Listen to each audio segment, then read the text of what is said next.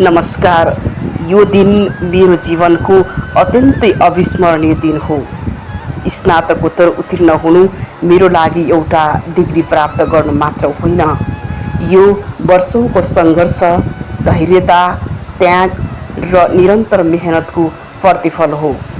यो यात्रामा धेरै चुनौतीहरू आए, कहिले समयको अभाव, कहिले आर्थिक कठिनाई, कहिले मानसिक दबाव, तर एउटा विश्वास सधैँ जीवित थियो।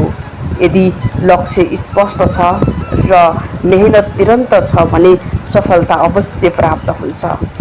यो सफलता मेरो एक्लैको होइन, मलाई जन्म दिने आदरणीय मेरा आमा बुबा, हरेक परिस्थिति, हरेक पल पलमा साथ दिने मेरो श्रीमानज्यू, ज्ञानको उज्यालो बाँड्ने सम्माननीय गुरुहरू, साथ र हौसला दिने आदरणीय सम्पूर्ण प्रत्यक्ष तथा अप्रत्यक्ष रूपमा सहयोग गर्ने सम्पूर्ण शुभेच्छकहरूप्रति म हृदयदेखि नै आभारी छु।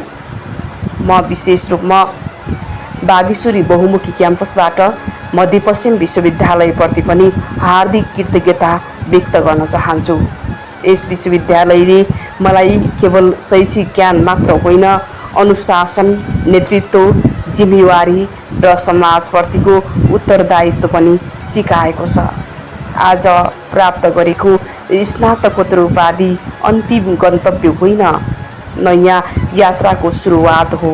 अब मैले सिकेको ज्ञान र अनुभवलाई समाज, समुदाय र राष्ट्रको विकासमा उपयोग गर्ने प्रतिबद्धता व्यक्त गर्दछु।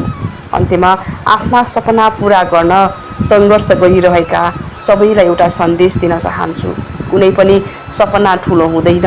यदि तपाईको आत्मविश्वास ठुलो छ भने कठिनाइहरू अस्थायी हुन्छन् र मेहनतको परिणाम सधैँ स्थायी हुन्छ। त्यसैले कहिल्यै हार नमान्नुहोस्, निरन्तर अघि बढिरहनुहोस्। सफलता एक दिन तपाईको ढोका अवश्य टकटक्याउनेछ। धन्यवाद।